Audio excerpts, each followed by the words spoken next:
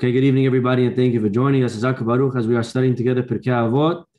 And tonight we are studying chapter 4, Mishnah 24. It's a new Mishnah, but as you know, because of the web version that we are using, it is slightly different over here. Give me 1 second and I'll let you know what the exact Mishnah is going to be. But here we go as we are sharing the screen. And if I can split the screen, beautiful. And here we go. Okay. Let's share the screen and let's go. I'm sorry again. I know we're a little bit late today. Here we go. Can we get a thumbs up? Do we see the shared screen? Beautiful. Today's Mishnah, the author is Shemuel HaKatan. Okay? Do you guys know who Shemuel HaKatan is? Did you ever hear of the name Shemuel HaKatan? Who wants to take a guess? Why did they call him Katan? His last name was not Katan. That's not why they called him Katan. Okay, Shemuel HaKatan. Let me see the comments. Oh, very good. Very good. So both are true. One we're going to mention now and one we're going to mention later. Number one, he was very, very humble. No, he was not short. He was very, very humble. And because of that, we call him Katan. Okay, there's another reason why we call him Katan, actually a very practical reason, and that is that we don't want to separate or mix up, rather, him and another very famous Shemuel. Who's another very famous Shemuel in history?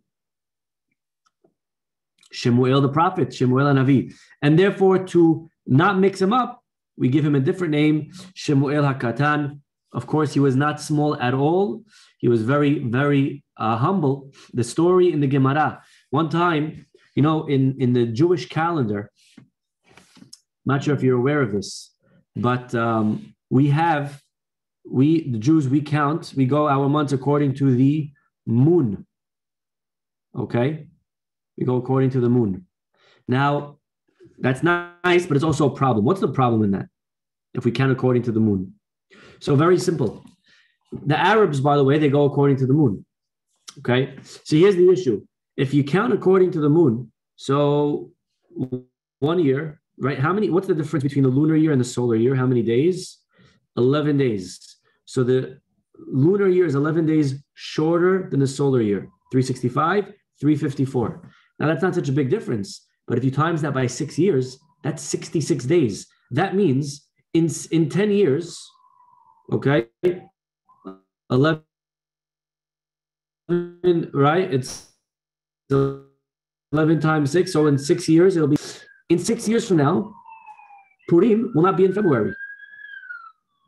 Purim will be 66 days ago. 12 years from now, it'll be 132 days ago, right? So what's the problem with that? So you'll have Pesach 1 year will be in spring. In 10 years, it'll be in the middle of the winter. And then sometimes it'll be in the summer, which is what the Arabs have because they go by the moon. So sometimes the Ramadan, their fast, is in the middle of the winter, sometimes in the middle of the summer. It's always changing every year. Now, why does that happen? Because they go according to the moon. What's the problem for that to happen? Why is that not okay? Very simple. The Torah says, Shamor et Chodesh ha'aviv. We'll stop the share for a second. The Torah says, Shamor et Chodesh ha'aviv. What does that mean? It means that you shall protect or observe the Pesach should fall out in Aviv. Aviv is spring. So Torah is commanding us, make sure Pesach always falls out in the spring. But that's a problem. If I'm going according to the moon, and the moon's always changing, 11 days shorter than the sun, that it's not going to always be in the spring. Maybe this year it's in the spring. Maybe next year it'll be in the spring. But in 3 years, it's definitely not going to be in the spring. It's going to be a month ago. It's still winter. How do you do that? How do we avoid having Pesach go back to the middle of the winter and keep changing? The way the rabbis correct this is by adding a leap year. 2 adars, very good. They add an extra, not an extra day. In English, it's an extra day, February 29th, right? If your birthday is February 29th, you're only 5 years old, even though you're really 20 maybe. But That's not how it is with the Jewish calendar. We don't add a day, we add a full month. 2 adars. Now it's an interesting question. Why Adar is the double month? Maybe the extra month should be Nisan, Iyar. There's 12 of them. How'd you pick Adar? And the Gemara goes through it. Why it's specifically Adar that we make 2 of. But that is the reality. We're making 2 adars, and that's what allows an extra month. So we correct the imbalance between the moon and the sun. And it's anyone know how often do we have a leap year with 2 adars? It's not every 3 exactly. It's 7 out of every 19 years. Okay. So year number, let's say 1 and 2, nothing. So year number 3, then number 6, then number 8. So it's not 3, 6, 9. It's 3, 6, 8, 11, 14, 17, 19. Okay? And then we restart. Okay, either way, you don't have to memorize that. The rabbis do it for us, and we'll be fine. But it's a very interesting concept, the way the rabbis will get together. Now, today we have it all set out for us. But it used to be a very complicated process. The top rabbis would have to get together. If you were invited to this meeting, you're like the elite, a VIP. And the rabbis would get invited, and they would sit down, and they would decide together whether or not we should make this year into a leap year. It was a beautiful, beautiful thing to witness. By the way, you should know, when there are 2 adars, and a year like this year is not one of them. This year we only have 1. But when there are 2 adars, it's a very interesting question. In which one do we celebrate Purim? Because on the one hand, right, you can write in your answers. We'll give it a couple of seconds. Which one gets the Purim? First or second? It's 50-50. Okay, give it a couple of seconds.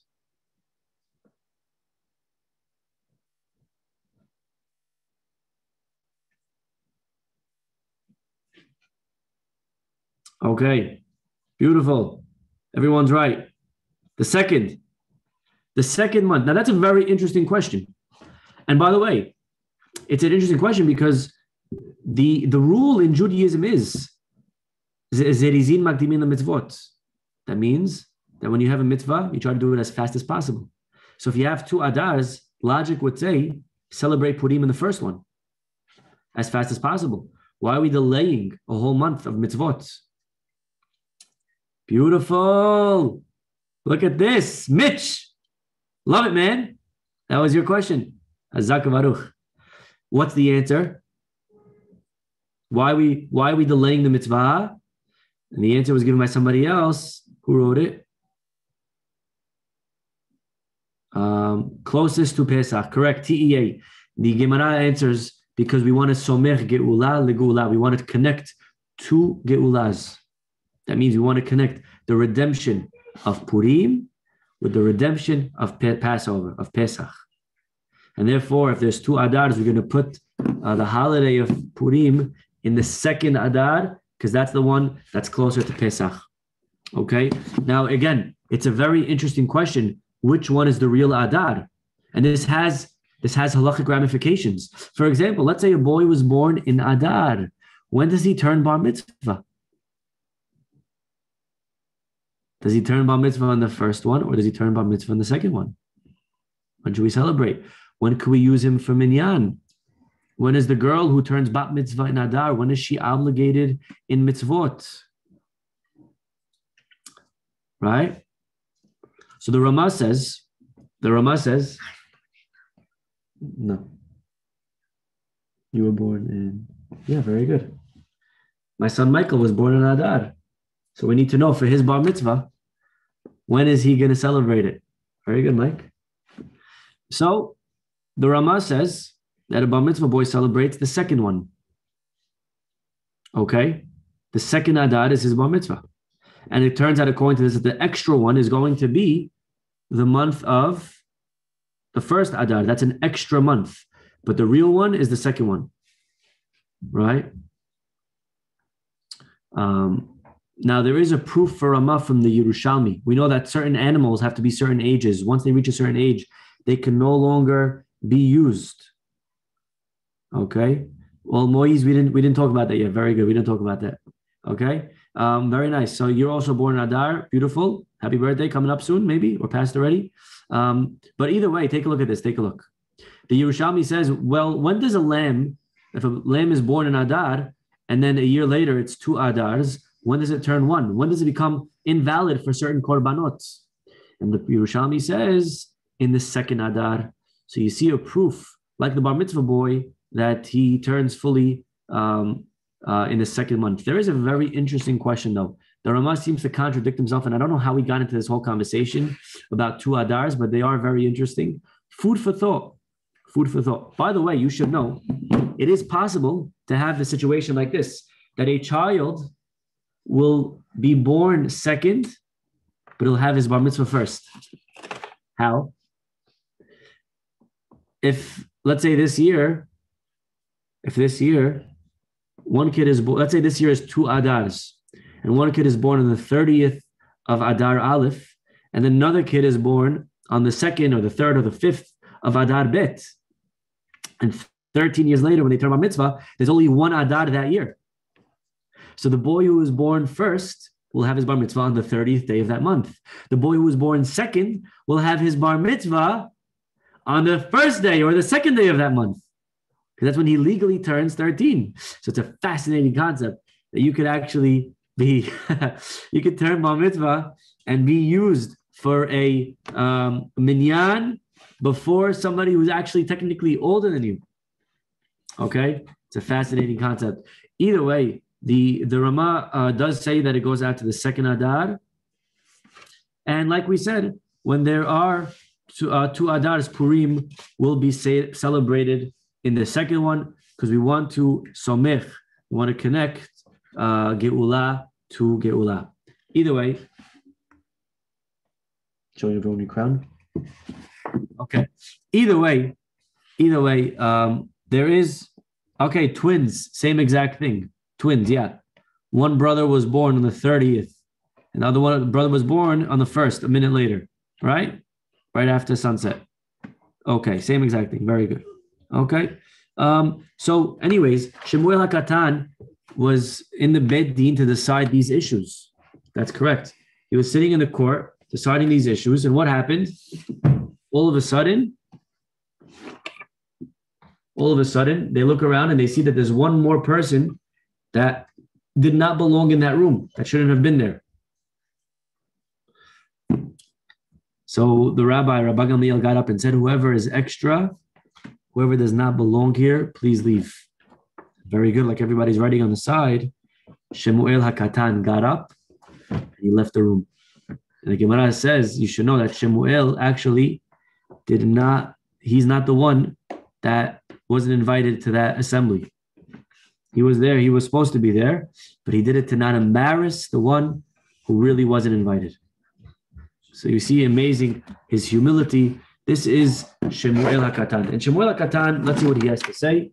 Shemuel HaKatan says, Binfol oivecha al tismach. So it's very interesting because he's not teaching us technically anything. He's quoting a pasuk in Mishleh. So it's a very interesting Mishnah because he's not really teaching you anything new. But this is something that he lived by, something that he appreciated. And even if it's a pasuk, he felt that, you know what, he should say this often. And he used to say it often. And he says, Binfol oivecha al tismach. That one should not rejoice or be glad. Do not be glad when your enemy falls. Right? Anyone here? Your enemy falls.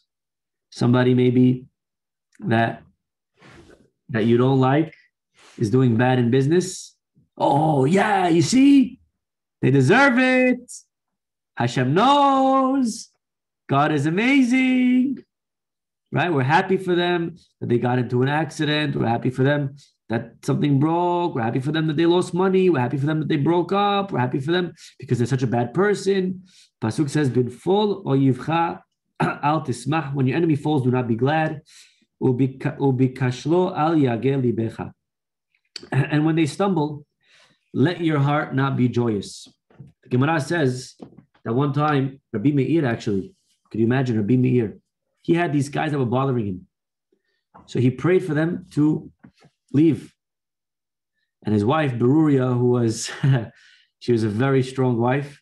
She said to her husband, Rabbi Meir, could you imagine answering back Rabbi Meir? But she was his wife and she has the right to do that. She says to her husband, you're not allowed to do that. You're not supposed to pray for people. But he says, well, what do you mean? They're sinners. They're Risha'im. And she says back, David HaMelech does not say, Yitamu Hotim. He doesn't pray for the sinners to die or to perish. He prays for sin to perish. You should pray for sin to go away. Pray for them to do teshuvah. And that is a much better approach. And that is what the Mishnah is kind of saying. That's what the Pasuk is saying, that when your enemy falls, you should not rejoice. There is an obvious question over here. First of all, before the question, what's the proof of this? Anyone know the proof? Give it a couple of seconds. So far, everybody's on the money today. I didn't see one single wrong comment today. So God bless. Oh, now everyone's nervous. Oh man, I don't want to ruin the streak. Where do we learn this from? Beautiful. We learn this from Shirat Hayam. The Jewish people crossed the sea. The Pasuk says, Velo karav ze el ze kol halayla. They did not come close one to the other the entire night. Who is this talking about? Simply, it's talking about one camp to the other. The camp of the Goyim did not approach the camp of the Jews. They couldn't come close because God already separated between them. However, the Midrash says, because grammatically it's incorrect, so the Midrash says it's talking about singular, the angels, Velo karav ze el ze, that phrase, Vekara ze el ze ve'amar, it's a phrase that we say in Kedusha. They call out one to another, Kara ze el ze. And the Midrash says, who calls out ze el ze? The angels. Every morning, the angels, they get up and they pray to God, Takadosh Baruch Hu, and they say the praise of Kadosh, Kadosh, and Kadosh. And the Mishnah says, the Midrash says, that morning when God split the sea, Lo Karav ze el ze, the angels did not address, they did not unite and sing. Why not? The famous words of the Midrash, says Hashem to the angels, Ma'aseh yadai tov'in bayam ve'atem omrim shira. My creation is drowning, and you want to sing? You want to sing? This is not the time to sing. It's not the time to rejoice. You can't sing when there are people dying. Amazing. Amazing sensitivity. Meaning we could be happy that we maybe have a salvation, but we should not be happy that the enemy has fallen. And therefore God says, it's not a happy day for me. Yes, the Jews are saved. I understand. Yes, thank God they're here. And there's no, they're safe from the Egyptians, but the Egyptians are also my handiwork. And God is sad that it had to come to this. And therefore, we learn from here that we should not rejoice when our enemy falls. What's the obvious question on this? The obvious question. But the Jews saying, the Jews said Shirah. So how could you tell me that you're not supposed to sing and therefore the angels didn't sing, but the Jews sing? And we say it every day. Az yashir Moshe ubnei Yisrael, right? We say it every day. So what's going on? The answer, many answers are given to this question, but on a very simple level, Rabbi Twersky explains beautifully. The essence of the song of Yam Suf was not about the personal triumph of the Jewish people. It was purely about the glory of God. And that is a very hard level to reach. Meaning, I'm allowed to rejoice if it's completely altruistic, Leshem Shamaim, zero vendetta. Nothing to do with me. I am purely rejoicing for God's cause. Most of the time, that's not the reason we're rejoicing. Most of the time, yes, I won, you lost. And that's not the correct approach. By the way, we can answer with this. We have to stop because I have another class coming on. But we can answer with this another very interesting question, and that is as follows. Okay, you ready for this?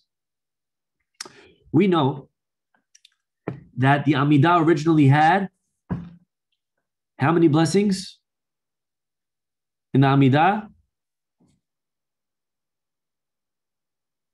18, which is why it's called Shmona Esrei.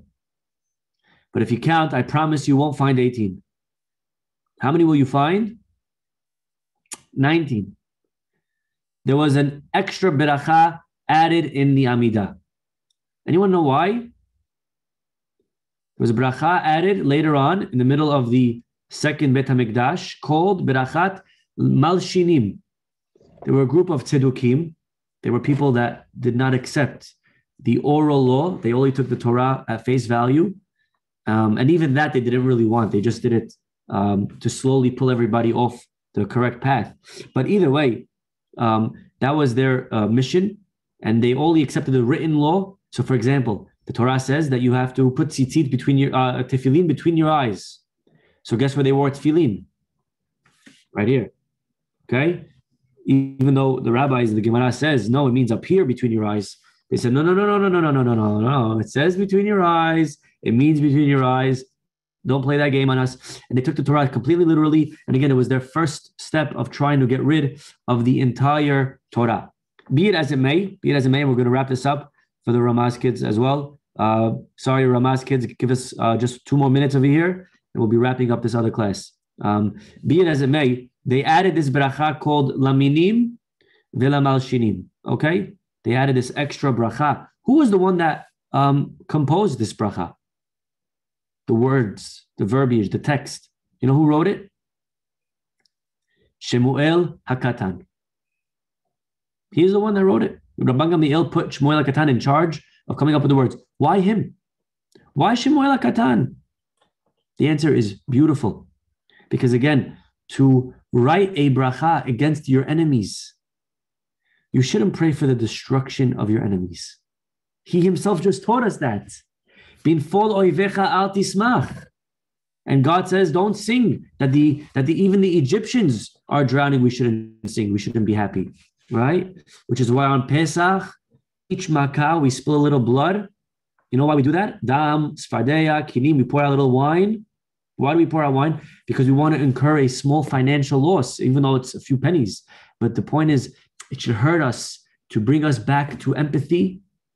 Even though the Egyptians, we want to empathize a little bit. It's an amazing concept. But either way, Shemuel HaKatan is the only one that's really able to fully write this blessing of the destruction of our enemy. Because again, he taught us not to pray for the destruction of your enemy. But Rabban Gamliel trusted that it's Shmuel who has zero agenda, zero vendetta. It's purely for the sake of God and no other reason. He will be able to compile a proper beracha that is purely for the sake of heaven because of his humility. And that is exactly what happened. So it's amazing to see how it all comes together, how Shemuel's humility and his name and what he teaches. And it was specifically him that allowed for him to write this blessing that takes away the enemies of the Jewish people, even though he taught the exact opposite. But that was the exception. People like Shemuel that are altruistic. But be it as it may, we'll stop over here. We're gonna end the class. But if you're from the Ramaz High School crew, please rejoin us in just 10 seconds. Sorry, okay, we're gonna end the meeting and rejoin us. Okay, Hazaku Baruch, everybody. Have a wonderful, wonderful night. Thank you so much. Bye bye.